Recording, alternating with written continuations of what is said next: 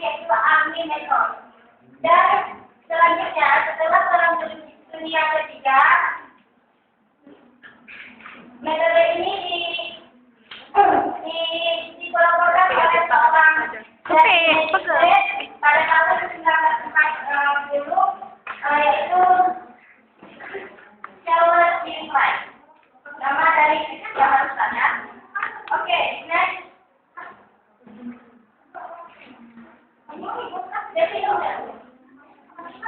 Audio lingkungan method ALM merupakan sebuah metode yang berhubungan dengan listening dan speaking. Jadi dalam metode ini tidak ada writing ataupun reading skill dalam mengajarkan metode ini. Yang kedua yaitu untuk melengkapi atau membelajarkan komunikasi antara siswa yang akan kita ajarkan nantinya. Dan yang ketiga adalah untuk mengetahui bagaimana kehidupan ataupun karakter dari bahasa yang kita pelajari tersebut. And next, prinsip dari metode audio lingkungan.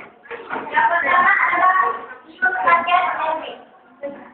Di sini misalnya kita mengajarkan murid untuk berbahasa Inggris. Yang kita gunakan adalah teknik bahasa Inggris dan dominannya bahasa Indonesia. And modeling. Kita menyuruh siswa untuk langsung mempraktekkan ataupun mempraktekkan teori apa yang telah kita berikan untuk mereka. Kemudian siswa mengulang dialog yang diberikan. Misalnya kita jadi orang guru, kita memberikan siswa kita untuk sebuah dialog dan kita suruh mereka untuk praktekkannya di depan. Dan error corrective immediately. Di sini, kalau kita sebagai guru apabila muridnya salah, kita langsung memperbaiki. Jadi tidak ada namanya tertulis, besok baru dibagikan dan baru mengetahui apa yang salah. Dan selanjutnya simple multiple submission. Di sini adalah kita menggunakan yang mana yang dijadikan pembicaraan antar kawan atau kita menyampaikan informasi yang mana informasi itu adalah informasi dari kawan kita. Orang ketiga, misalnya kita menceritakan dia, bukan punya kita sendiri. And next, focus yaitu gambar yang berisi tentang instruksi untuk membuat siswa kita lebih paham. Selanjutnya, transformation pattern and interpretation. Di sini, setelah kita mengajarkan pada siswa kita tentang suatu materi dalam bahasa Inggris tersebut, kita langsung menanyakan kepada siswa untuk merespon ataupun menanyakan apa yang belum dimengerti. And then, teacher pose the question repeatedly. Guru mengajukan pertanyaan secara tiba-tiba. Maksudnya, pertanyaan yang muncul dalam hari tersebut belum tidak ada perencanaan sebelumnya di rumah. And then, limiting vocabulary. Pembatasan vocab. Here, we have to choose one of the vocabulary having our dialogue to our students. And then, non-verbal rule. Tidak ada pengajaran dengan verbal dalam metode ini. Jadi, hanya berbicara tanpa memperhatikan grammar. And then, constructive analysis. Di sini adalah membandingkan, misalnya murid kita telah maju dua kelompok dan kita membandingkan mana yang digabung antara kelompok pertama dan kelompok kedua. And the last one is limit written work. Membatasi untuk menulis. Membatasi untuk menulis di sini maksudnya kita menyuruh murid untuk mendengar dan nantinya untuk mempraktekkan, tidak untuk mencatat ataupun menyimpannya di bukunya saja. And next, kemudian dalam konten ada objektifnya. Yang pertama, the first is the excellent pronunciation and grammar. Yang pertama adalah qualification pada tulisan dan the knowledge of vocabulary yaitu untuk memberi pengetahuan tentang vocab and then the responding ability untuk memberi waktu kepada siswa untuk merespon and the habit of learning language. Tingkatan mereka dalam proses pembelajaran itu berlaku. And then there is technique in audio in one method. The first one, okay, you can see it. Next.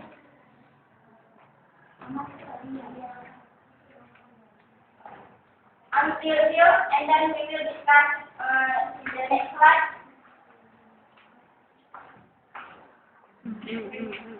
So the first is technique of audio in one dialogue memorization. Di sini kita memberikan sebuah dialog kepada siswa, kemudian menyuruh mereka untuk menghafal ataupun mengingat dan mempraktekannya ke depan kelas.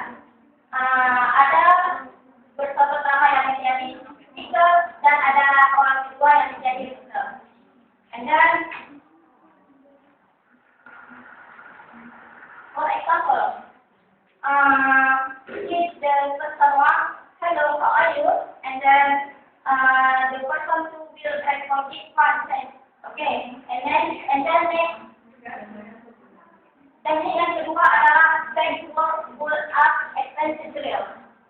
Di sini yaitu menjelaskan yang strategi dari dialog, kemudian membagikan mereka menjadi beberapa bagian, dan selanjutnya menyuruh mereka untuk menulis kembali apa yang telah mereka dengarkan dari listener yang telah diberikan sebelumnya. Selanjutnya, okay, so far, any questions? This is example of this is method. This is the teacher mathematics.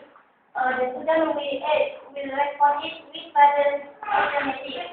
And kalau gurunya memberikan satu kata lagi everyday, studentnya meminta guru untuk melanjutkan kalimat ini dengan mendapatkan ini. Yaitu we study mathematics everyday.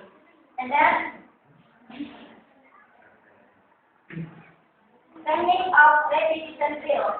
Di sini adalah sebuah teknik yang ada dalam audio lingual, yaitu mengulang apa yang telah disebutkan oleh guru. Misalnya, for example, teacher di depan kelas gurunya bilang sebuah kalimat I study everyday, dan muridnya akan mengulang apa yang telah teacher katakan, yaitu I study everyday. And then ada sebuah teknik lagi, yaitu teknik translation drill. Teknik ini guru kita jadi guru, kita memberikan materi dan materi dan kita sudah merespon muridnya dengan menjawab bukan bahasa yang dalam kita katakan, itu terjemahannya. Contoh, guru mengatakan di depan, saya senang berenang, dan muridnya akan bilang I like swimming. Dan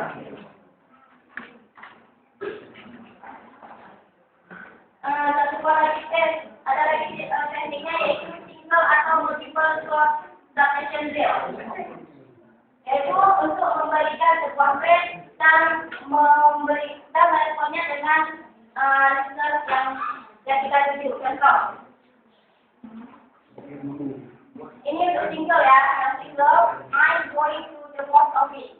Yang diciptakan di sini kan kalau I, nanti kita bisa berhadapan dengan lawanan kita, itu kamu di sini.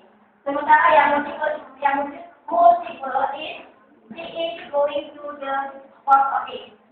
Ini orang lain yang kita ciptakan. Kita misalnya saya memberikan kepada dia dan saya menciptakan dengan saya punya sedikit. Oke, next. Teknik transformasional. Pengertiannya adalah teknik ini untuk menggantikan sebuah driver untuk menjadi kalimat yang lain. Contoh, kalimat positif menjadi kalimat negatif, kalimat pasif menjadi kalimat positif, dan kalimat dan sebuah pernyataan menjadi pertanyaan. Contoh, they are going to the bank. Ini merupakan sebuah statement. And kita buka menjadi question, are they going to the bank? Nah, itu teknik yang digunakan dalam bahasa nasional. Dan selanjutnya,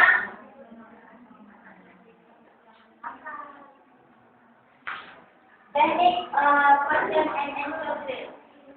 Yang kita lakukan di sini adalah tanya jawab antara guru dengan murid, bukan antara murid dengan murid. Contoh,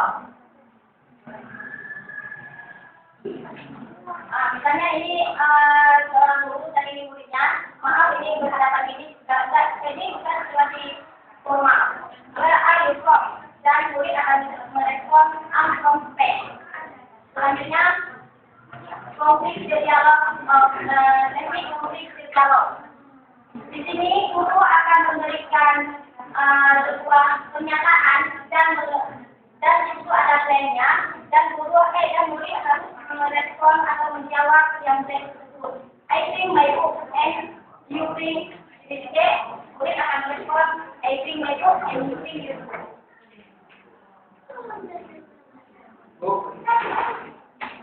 Selanjutnya, in this method there is expensive or expensive. The first one is effective to be given. Kalau kita mengajarkan murid kita tentang definisi otomatis, murid yang mengikutinya akan efektif dan akan selalu aktif untuk mendengar atau mengikuti mata pelajaran yang kita jelaskan. Dan listening and speaking skills itu memperdalam kemampuan mendengar dan berbicara. And then vocabulary learning, memperkaya kata-kata, dan selanjutnya quickly communicate, dapat berkomunikasi dengan lancar. Kalau kita tidak menggunakan ini, atau kita selalu menggunakan writing dalam mengajak murid kita, otomatis mereka waktu berdialog atau atau berbicara dengan tamu remaja, mereka tidak akan selancar mungkin. Okay.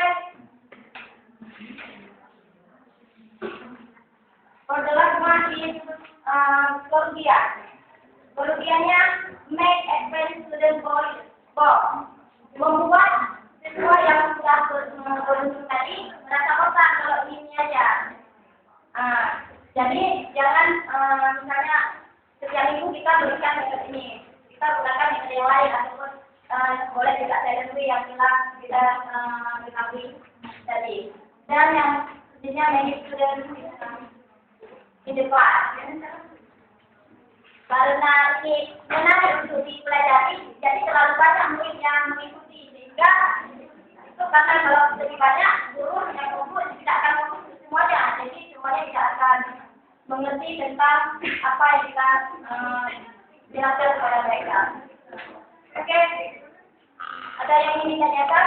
Enggak, Bu. I have question. Oke. Tadi kita menjelaskan penggunaan metode. Ya, jadi sejauh saya dengar, apakah metode ini hanya mengajarkan siswa untuk dalam mata pelajaran ekspresi atau hanya dalam persepsi saja? Ya, saya ada yang lain? Oke. Belum. Saya akan menanggapi apakah hanya pada ekspresi atau kompetisi saja. Itu pertanyaan yang menarik. Ini ya, sebuah ekspresi itu dapat kita ucap dengan ada kompetisi, ya kan? Jadi otomatis di sini kita berusaha speaking. Dan kita ada speaking atau merespon kalau ada yang berbicara dan kita mendengarnya. Tapi kalau kita berbicara sendiri, apakah itu kompetisi? Bukan ya. Ataupun telling ataupun pokoknya platform competition lah. Jadi dalam metode ini sangat berperan penting kepada audio dengan limuan, itu audio suara limuan bisa, dan otomatis yang menjadi media ataupun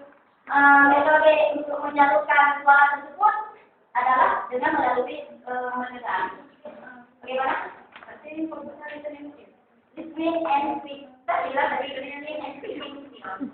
Writing and reading is not input in this one. Oke, ada yang lain? Hari ini kita for today. Thank you for your attention and assalamualaikum warahmatullahi wabarakatuh. Waalaikumsalam.